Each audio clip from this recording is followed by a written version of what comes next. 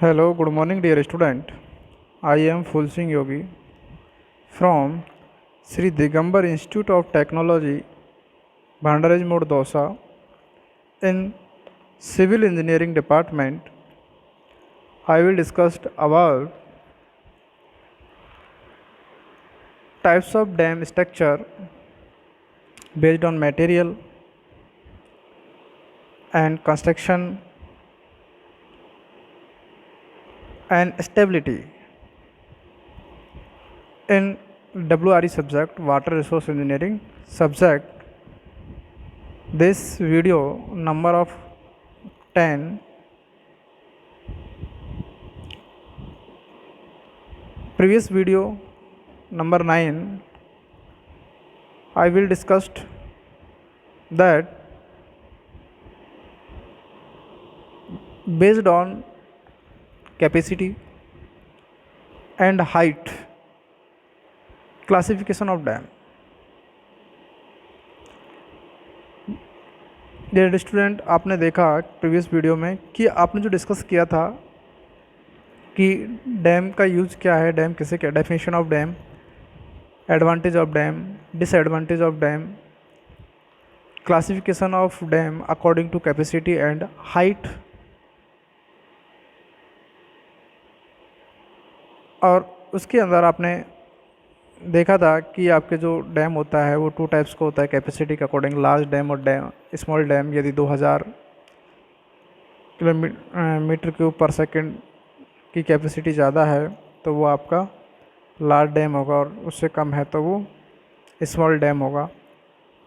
Height के according देखा था, अगर 100 से अबव है तो हाई डैम होगा, 50 से 100 तक है मीडियम डैम होगा, और यदि 50 से लोअर मीटर की हाइट है तो वो आपका स्मॉल डैम होगा। इस तरीके से आपने प्रीवियस वीडियो में देखा था। आज आप स्टेबिलिटी के अकॉर्डिंग इसके अंदर डिस्कस करेंगे।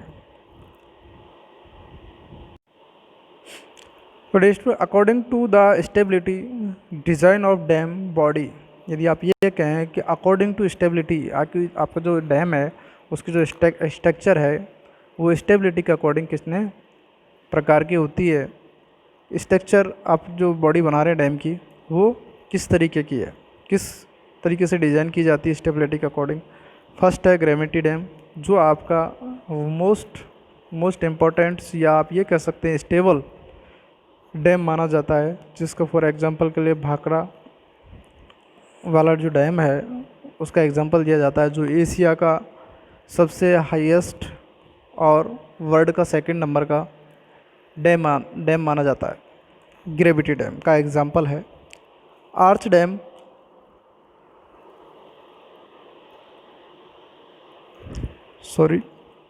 आर्च डैम्स जो स्ट्रक्चर है वो आपने देखा कि यदि आर्च के शेप की स्ट्रक्चर है, डिज़ाइनिंग की गई है तो वो आपका आर्च डैम होता है। ये प्रोवाइड करवा दे कि कहीं पर रॉक्स है, रॉक्स एरिया के अंदर कहीं पर वाटर स्टोर कर रखा है, आपने डैम बनाया हुआ है, तो वहाँ पर कम जगह पर आपको ये वाटर को निकालना, डिस्चार्ज करने के लिए आपको गैलरी प्रोवाइड जो करते हैं वहाँ पर एक आर्च टाइप का, आर्च शेप का बनाते हैं, क्योंकि जो इस पर लोड अप्लाई होता है वाटर प्रेशर वो इसमें कम अप्लाई होता है, इस वजह से इसे आर्च शेप दी जाती है।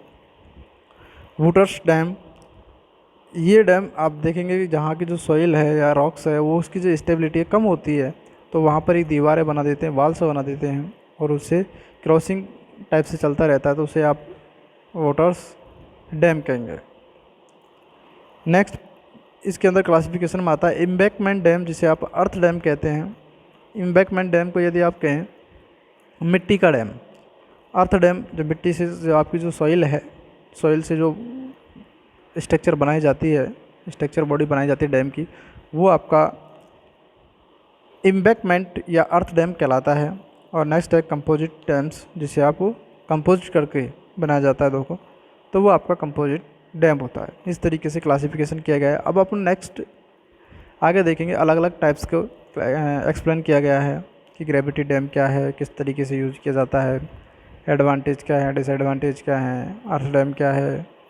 तो ये आप प्रत्येक पॉइंट को देखेंगे। तो पहले आप डिस्कस करते हैं ग्रेविटी डैम। ग्रेविटी डैम में आप देखिए, ग्रेविटी डैम, यदि मैं आपसे बात करूं ग्रेविटी डैम की, तो आपका एक इस तरीके की शेप होता है, ये सिर्फ कंक्रीट से बना होता है। इसका जो ये स्ट्रक्चर आपको दिख रही है, ये वाली, ये सारी कंक्रीट से बनी होती है। ये ग्रेविटी डैम, इसका लोड जब हैवी होता है और इसकी जो दीवार है, स्ट्रक्चर है, उसकी जो कंक्रीटिंग का वेट है, पूरा वेट कहाँ होता है, वर्टिकली डाउनवर्ड डायरेक्शन में लगा होता है। क्योंकि आपकी जो कंक्रीट स्ट्रक्चर है, स्ट्रक्चर ये बनी हुई है, इसका जो सेल्फ वेट जाएगा वो कहाँ जाएगा, डाउनवर्ड डायरेक्शन में नीचे जाएगा। तो ये आपका होता है। इसके जो फाउंडेशन है, स्मॉल ट्रांसमिट लोड जो करती है वो फाउंडेशन द्वारा ट्रांसफ़र कर देती है। तो इसमें देखिए आप, these dams are heavy and massive was like structure of concrete in which the hall's weight act vertically downward direction या downwards।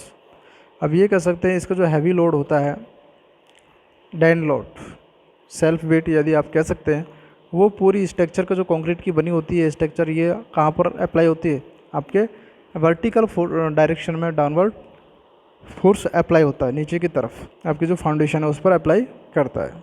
ये आपका ग्रेविटी डैम होता है। इसमें देखिए आप स्ट्रक्चर बताते हैं, आप स्ट्रक्चर ऑफ ग्रेविटी डैम की स्ट्रक्चर किस तरीके की होती है ग्रेविटी डैम की।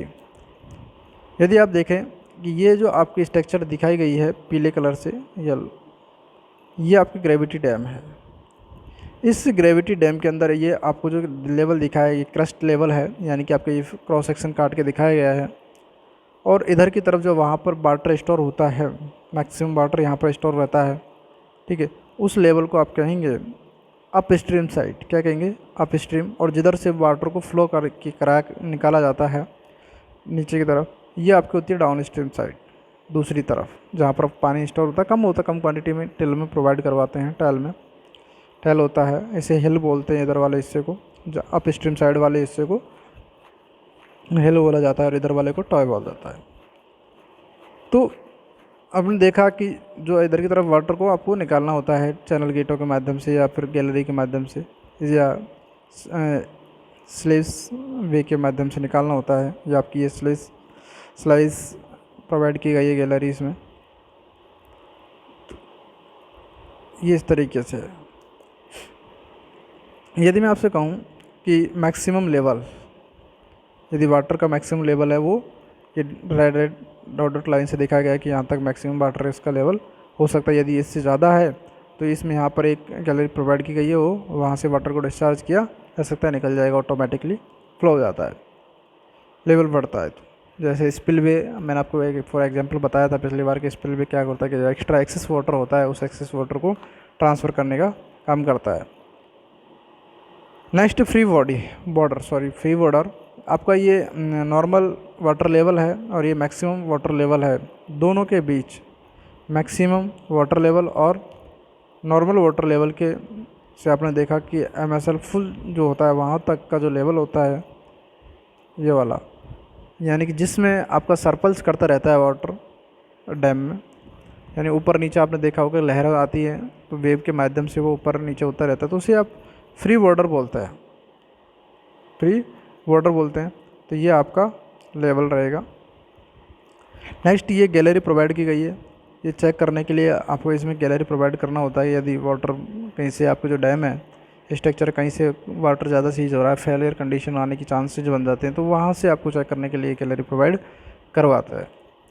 यदि मैं आपसे कहूँ कि यदि वाटर को डिस्चार्ज करना होता है, निकालना होता है एक्सेस वाटर को, तो भी आपको गैलरी का हेल्प ले सकते हैं। तो इस तरीके से आपकी ग्रेविटी डैम की स्ट्रक्चर होती है। फॉर एग्जांपल नेक्स्ट मैं बात करूँ example of gravity dam. Example दिया मैंने आपको भाखड़ा नागर डैम का एग्जांपल दिया था। ये आपका भाखड़ा डैम है, ठीक है। फॉर एग्जांपल ग्रेविटी डैम के लिए इसमें लिखा गया Bhakra dam is the highest concrete gravity dam is in Asia and second highest in the world. आप ये कह सकते हैं कि एशिया के अंदर सबसे हाईएस्ट जो डैम है वो आपका भाखड़ा डैम है, जो ग्रेविटी डैम का एग्जांपल है। और यदि आप ये कहें सेकंड नंबर का हाईएस्ट वर्ल्ड, पूरे वर्ल्ड में सेकंड नंबर का ये डैम है, क्योंकि इसकी जो हाइट है, लेंथ है और वेस इसकी कैपेसिटी के अकॉर्डिंग इसको हाईएस्ट डैम माना जाता है भाखड़ा डैम को। तो आप ये कहें कि इसकी जो लोकेशन है वो कहाँ है, बिलासपुर में है, इसकी लोकेशन बिलासपुर में स्थित है और उत्तराखंड। यदि आप कहें कि length of dam, Bhakra dam की जो है वो 1700 फीट है, 1700 फीट, 1700 फीट इसकी जो लेंथ है डैम की। और हाइट की अगर आप बात करें 741 फीट है, 741 फीट इसकी डैम की हाइट को माना जाता है। यदि मैं बेस की बात करूँ 624 फीट है, इसका जो बेस है नीचे वाला वो बेस कितना है, 625 फीट इसका बेस है। आपने देखा था स्ट्रक्चर में, देखिए आप ये वाला बेस, इसकी जो चादा होगा इस तरीके से, क्योंकि इसकी जो फाउंडेशन के ऊपर डिपेंड करता है। तो वो कितना 625 फीट का बेस है। नेक्स्ट इसकी कैपेसिटी की यदि आप बात करें तो इसकी जो कैपेसिटी है वो 9.3 किलोमीटर स्क्वायर है, यानी कि आपका 9.3 किलोमीटर इंटू 9.3 किलोमीटर का एरिया, यानी कि 9.3 मीटर लंबा और 9.3 मीटर चौड़ा एरिया इसके अंदर कंसीडर है। तो इसलिए इसको एशिया का हाईएस्ट डैम कहा जाता है। नेक्स्ट अगर इसमें बात करें आप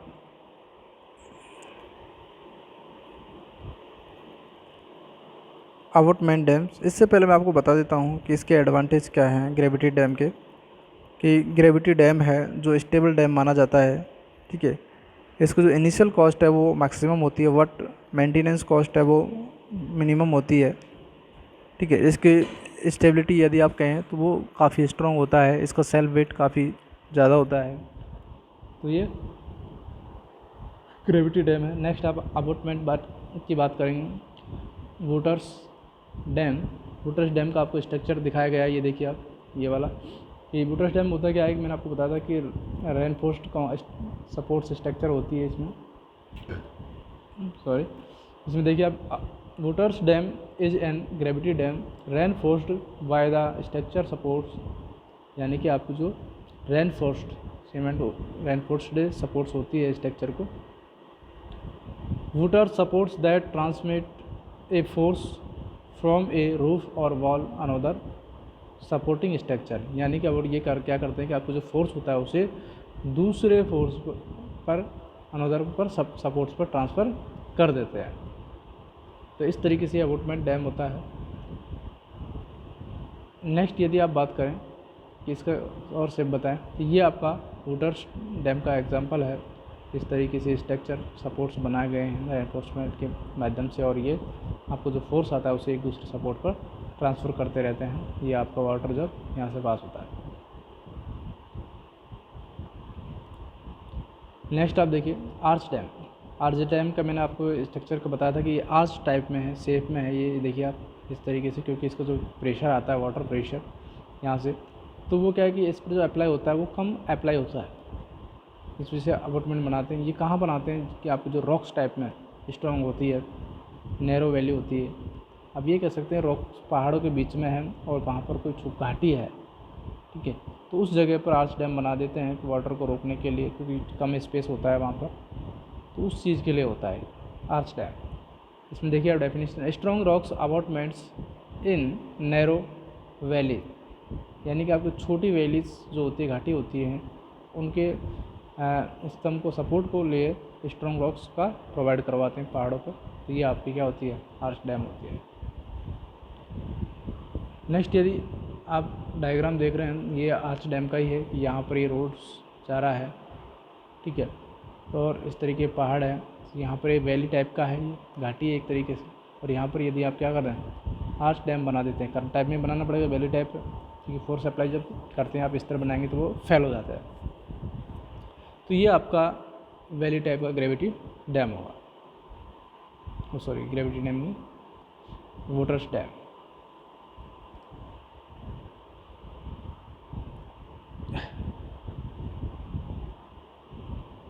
नेक्स्ट आप बात करें अर्थ डैम।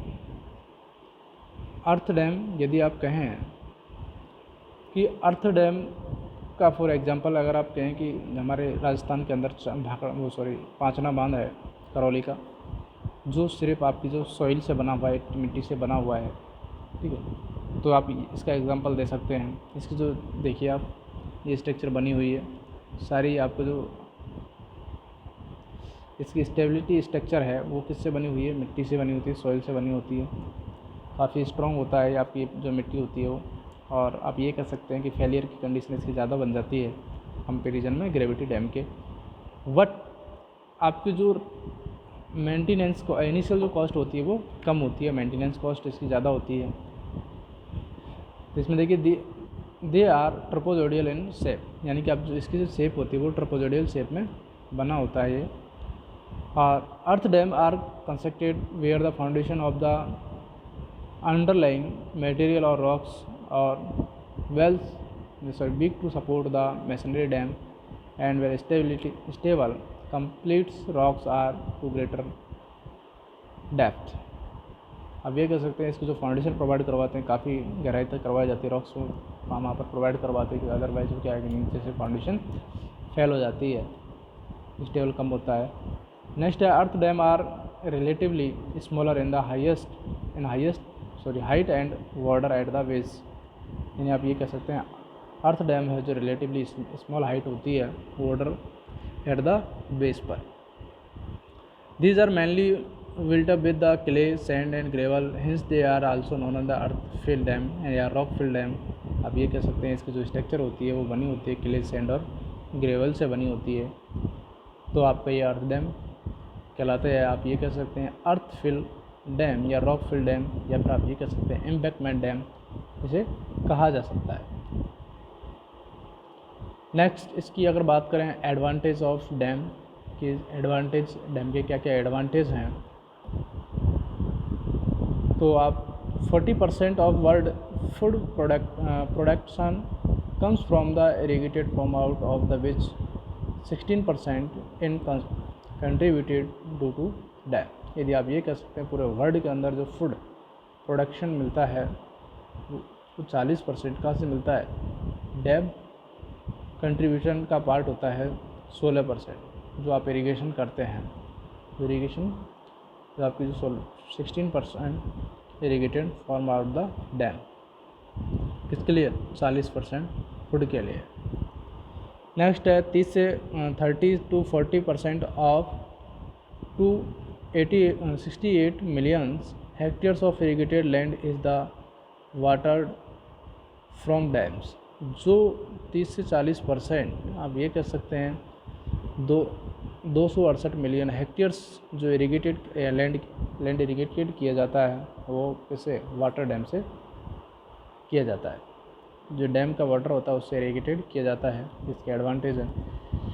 और 19 of world energy comes from hydroelectric power which include 150 countries, यानी आप ये कह सकते हैं 150 कंट्रीज़ जो हैं उनके अंदर 19% world energy comes hydro electric power, जो हाइड्रो इलेक्ट्रिक पावर है उसकी 19% एनर्जी यहाँ से प्राप्त की जाती है।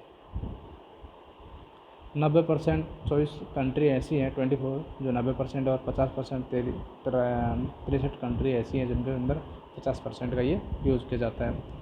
नेक्स्ट आप बात करें डिसएडवांटेज ऑफ डैम कि डैम के डिसएडवांटेज क्या क्या है। फर्स्ट है फ्लड। यदि मैं बात करूं जो डैम है यदि उसकी स्ट्रक्चर फेल हो जाती है तो आपको पता है कि काफ़ी क्वांटिटी में वहाँ पर वाटर स्टोर होता है, और वो वाटर यदि की स्ट्रक्चर फेल हो जाती है,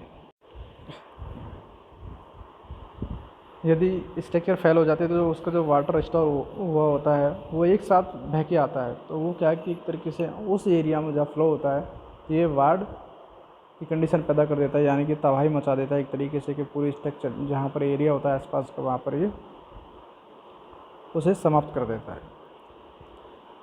नेक्स्ट यदि मैं बात करूँ नॉट इकोनॉमिकल, यदि आप कॉस्ट की बात करें तो ये इकोनॉमिकल कॉस्ट का नहीं होता, क्योंकि आपको वाटर को जो ट्रांसफ़र करना होता है कैनालों के माध्यम से करना पड़ता है या लिफ्ट के माध्यम से करना है दूर तो ये इकोनॉमिकल भी कम होता है इरिगेशन के लिए, टाइम की ज़्यादा होता है।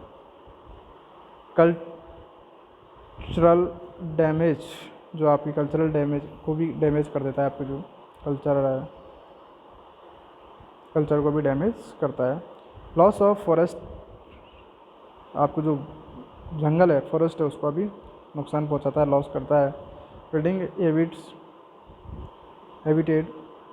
Next the up stream catchment, जो आपका कैचमेंट एरिया होता है अप स्ट्रीम वाला, वहाँ पर जो वाटर स्टोर होता है वहाँ पर वो सब कुछ समाप्त करके रखता है। अधिकतर आपकी जो क्रॉप्स है वहाँ पर क्रॉप्स नहीं कर सकते, तो फॉरेस्ट एरिया वो भी आपका नहीं हो सकता है। नेक्स्ट है फॉरगेशंस and the physical transformation of rivers, ये आपकी जो फिजिकली आप ट्रांसफ़र करते हैं रिवर्स के, तो वो भी ये खराब करता है, फॉरगेशंस करता है उसके अंदर। Disruption of fishing and water way traffics, आपको जो वाटर वे फिश के अंदर अगर आप वाटर के अंदर जो फिशेज़ हैं फिशिंग, उनका भी ये ट्रैफिक्स करता है। तो ये बहुत सारे डिसएडवांटेज है। अभी आप ये कहें कि अर्थ डैम के डिसएडवांटेज क्या है, तो अर्थ डैम क्या है कि इजीली फेल हो जाता है, काफ़ी फेलियर कंडीशन यदि बात करें डैम की तो वो ज़्यादा होती है, क्योंकि वहाँ पर जो उसकी जो स्टेबिलिटी है वो कम होती है। और यदि ग्रेविटी डैम की अगर आप बात करें तो उसकी स्टेबिलिटी ज़्यादा होती है, तो वहाँ पर फेल होने के चांसेस कम होते हैं। मटेरियल वहाँ ज़्यादा लगता है, कॉस्टली पड़ता है इनिशियल कॉस्ट, और यहाँ पर मटेरियल की जो सॉइल की बनी होती है तो उसकी कॉस्ट भी कम पड़ती है ग्रेविटी डैम की, तो इसलिए मेंटेनेंस कॉस्ट ग्रेविटी डैम की कम होती है, और अर्थ डैम की इनिशियल कॉस्ट मिनिमम होती है और मेंटेनेंस कॉस्ट ज़्यादा होती है, और मटेरियल भी आपको ज़्यादा अवेलेबल चाहिए होता है। तो इस तरीके से आपने डैमों का क्लासिफिकेशन पढ़ा अकॉर्डिंग टू स्टेबिलिटी, कि कौन सा स्तर है, कौन सा स्तर नहीं है। तो dear student, thank you so much. Next discuss करते हैं नेक्स्ट वीडियो में, तब तक के लिए धन्यवाद।